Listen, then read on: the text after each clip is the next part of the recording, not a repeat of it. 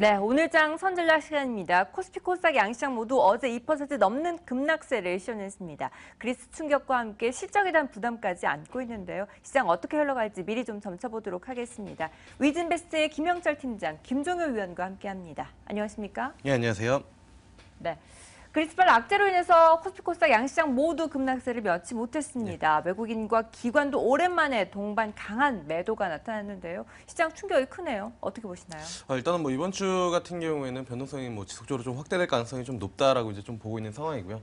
하지만 어제장 낙폭은 상대적으로 그리스 이슈를 아시아 시장에서 가장 먼저 좀 반영을 하고 그다음에 이제 유럽 시장, 미국 시장 이렇게 반영을 했는데 마감 이후에 유럽이나 미국을 봤을 때는 사실 전일 국내 증시나 아시아 증시의 반응이 조금 더 민감하지 않았나. 특히나 이제 국내 증시 같은 경우에는 또다시 지속적으로 시장이 큰 폭으로 조정 나올 때마다 이야기가 나오는 웹더독 현상이 좀 크게 작용을 하지 않았나 이렇게 좀 보고 있어서 오늘장 어쨌든 기술적 반등은 조금 보여줄 가능성이 좀 높다. 근데 중요한 거는 이 부분들을 장 후반까지 지켜내는지 이 부분들을 좀 살펴봐야 되지 않을까 이렇게 좀 보고 있고요. 그렇게 지켜줄 수 있는 부분들은 역시나 이제 외국인들이나 아니면 기관, 메이저 수급 주체라고 하는 두 수급 주체 중에서 한쪽에서 좀 강하게 매수가 좀 들어와야 되지 않을까 이렇게 좀 판단을 하고 있습니다. 그리고 그리스 이슈는 사실 이야기를 안 할 수가 없는데 사실 그리스에 대해서 정확히 분석을 하기에는 어렵습니다. 근데 시나리오 3개 정도만 보면은 그냥 단순하게 봤을 때 협상이 타결이 되거나 아니면 그렉시트가 되거나 아니면 그리스가 유리한 쪽으로 협상이 타결된다라는 부분들이거든요. 근데 협상이 만약에 타결되면은 1년 뒤에도 또다시 만약에 제가 1년 뒤에도 계속 방송을 나온다라고 하면 또다시 그리스 이야기를 아마 또 하고 있을 가능성이 좀 높고요. 그리고 그렉시트가 만약에 된다라고 하면은 중국이나 러시아 쪽으로 붙을 가능성이 좀 높다라고 이제 개인적으로는 보고 있고요. 그리고 만약에 그리스 쪽으로 유리하게 협상이 타결이 된다라고 하면은 상대적으로 기타 남유럽 국가, 피그스 국가들이 우리는 왜라고 의문을 가질 가능성이 좀 높습니다. 그러니까 마트에서 어느 아이가 막 울면서 땡깡을 쓰면서 저 장난감을 사달라고 했는데 결국에는 부모가 사주는 걸 보고 다른 아이도 저렇게 하면 되는구나라고 이제 생각을 할 수가 있다라는 부분들이거든요. 그렇기 때문에 사실 그리스 이슈에 대해서는 단기간에 해결될 가능성은 그렇게 낮다라고 이제 좀 보고 있고 협상이 되고 연장을 해주더라도 지속적으로 시장에서 제의가 될 수밖에 없는 그런 이슈다라고 좀 보시면 좋을 것 같고 그렇다라고 하면은 상대적으로 시장에서 믿을 거는 어쨌든 실적 장세로 넘어가기 전에 시장의 유동성이 많이 풀려 있다라는 부분들은 대부분 인지를 하고 있기 때문에 기관 쪽 수급이 붙어 있는 그런 종목이나 업종 위주로 좀 대응을 하는 게 가장 좀 단순하면서 맞는 투자 전략이 아닐까 이렇게 생각을 하고 있습니다. 네, 실적 시즌이 도래하면서 기관 수급이 따라붙는 종목군들 중심으로 관심을 가져보자라고 전략을 제시해 주셨습니다.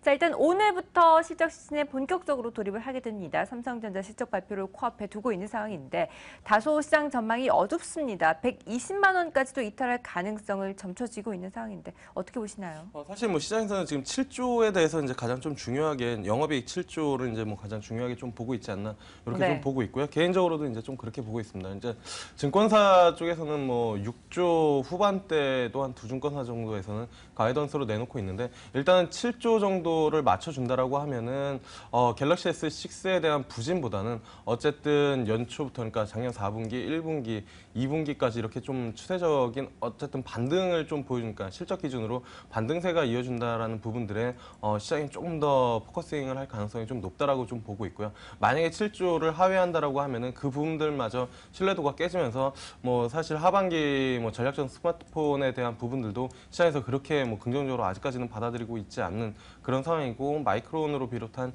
이 디램 부분에 대한 이슈들까지 같이 작용을 하면서 사실 영업이익 7조가 가장 중요하지 않을까. 그리고 삼성전자가 만약에 그렇게 부진한 실적을 내놓는다라고 하면은 기타 IT 부품 쪽에 대한 부분들도 좀 봐야 될 것 같고요.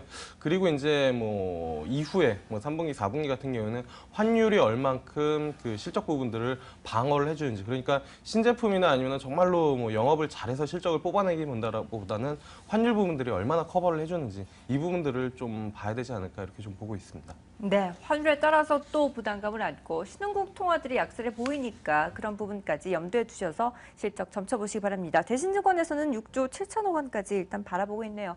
실적 시즌 도래하면서 어떤 부분에 포커스를 맞춰야 될까요, 위원님? 근데 가장 중요한 건 이제 안 좋게 본 종목군의 악재가 현실화되느냐 여부가 가장 중요하겠죠. 그래서 우리가 흔히 맨날 얘기하는 것들이 아마 그런 거 아니겠습니까? 루머가 이제 확실하게 뉴스가 되는 순간이 호재일 경우에는 오히려 매도 시점이고 반대로 악재일 경우에는 매수 시점이다라는 얘기 많이 하는데요. 그동안 이제 실적 악화 얘기로 많이 빠졌던 종목군들은 실제로 실적 발표되면 그때가 이제 이게 아래쪽으로의 피크아웃이 되면 그런 종목군들은 오히려 사야 되지 않겠습니까? 그래서 지금까지 고생스럽게 버텨왔는데 이 종목 팔아갖고 뭐 지금 잘 나가는 바이오 옮겨봐야 제가 보기엔 뭐 큰 돈 되지 않을 것 같고요. 또 하나 이제 주목해봐야 될 건 반대로 그러면 2분기 피크아웃될 종목군들 업종들은 뭐가 있느냐? 전 대표적으로 석유화학 업종이 되지 않을 거라 보고 있습니다. 아마 2분기가 피크를 치고 3분기부터 이게 빠질 걸로 예상하고 있는데요. 그러면 이런 종목군들을 최근에 기관들이 많이 샀다고 해서 따라 사는 것 자체가 제가 보기에는 뭐 그렇게 스마트하지 않은 투자라는 거죠. 왜냐하면 기관들이 최근에 샀습니까? 굉장히 장기간 모아온 종목들이거든요. 그리고 기관들도 굉장히 오랫동안 물려왔던 종목군들이기 때문에 이런 종목에 대해서 기관들이 최근에 사니까 나도 따라 살 거야라는 건 굉장히 바보 같은 투자인 거죠. 지금 또 하나 이제 말씀드리자면 그런 측면에서 보면 이제 제약바이오도 마찬가지입니다. 기관들이 굉장히 낮은 주가부터 모아왔거든요. 그러니까 최근에도 기관 외국인들이 사고 있으니까 사도 돼라는 논리는 굉장히 바보 같은 논리다라고 저는 개인적으로 보고 있고 그런 측면에서 지금 오히려 실적에 피크아웃될 종목이나 실적 대비 너무 많이 오른 종목군들에 대한 리스크 관리가 필요하다라고 보고 있고요. 반대로 실적이 오히려 나빠서 주가가 많이 빠진 종목군들은 실적이 발표되는 시점 자체가 오히려 터닝 포인트가 아닐까 이렇게 보고 있습니다. 네, 실적 발표 이후에 또 주가 희비가 확연하게 엇갈릴 것으로 판단이 되고 있으니까요. 참고해서 전략을 세워보시기 바라겠습니다. 자, 오늘 시장 부담이 큽니다. 어제 큰 폭의 하락세를 기록했기 때문에 꼭 오늘은 반등에 성공을 해야 될 텐데 어떻게 전략 세워보면 좋을까요? 일단은 뭐 그 시장 지수 자체보다는 업종이나 종목별로 조금 뭐 압축해가지고 대응을 하는 게 맞지 않을까 이렇게 좀 보고 있고요. 네. 사실 그렇게밖에 말씀을 못 드리는 이유가 지수 자체보다는 지금 종목별 대응, 종목별 장세가 지금까지 이루어졌기 때문에 그런 식으로 좀 대응을 하는 게 맞지 않을까. 그리고 이제 뭐 관심 있게 보고 있는 종목은 삼립식품이라는 종목입니다. 작년, 재작년 한 2, 3년간에 상당히 큰 폭으로 좀 올라왔었던 그런 종목이고 최근에 뭐 한 3개월 정도는 옆으로 이제 좀 박스권 흐름들을 좀 보여주고 있는데 박스권 흐름 기간 동안에도 기관 쪽 수급이 꾸준하게 유입이 되고 있다라는 그런 상황이고요. 그다음에 뭐 대표적으로 음식료 업종 엘니뇨 이슈로 조정을 대부분의 업종 종목들이 받았음에도 불구하고 삼립식품은 뭐 신고가 부근에서 아직까지도 견조하게 연기금이랑 투신 수급이 유입이 되고 있는 그런 상황이기 때문에 이쪽을 조금 뭐 관심 있게 보면 좋지 않을까 이렇게 좀 판단을 하고 있습니다. 네, 위태로운 시장 상황이기 때문에 기관 수급이 긍정적인 삼립식품을 유망주로 꼽아주셨습니다. 참고해서 전략 세워보시기 바랍니다. 지금까지 위즈인베스트의 김형철 팀장, 김종효 위원과 함께했습니다. 말씀 감사합니다. 네, 감사합니다.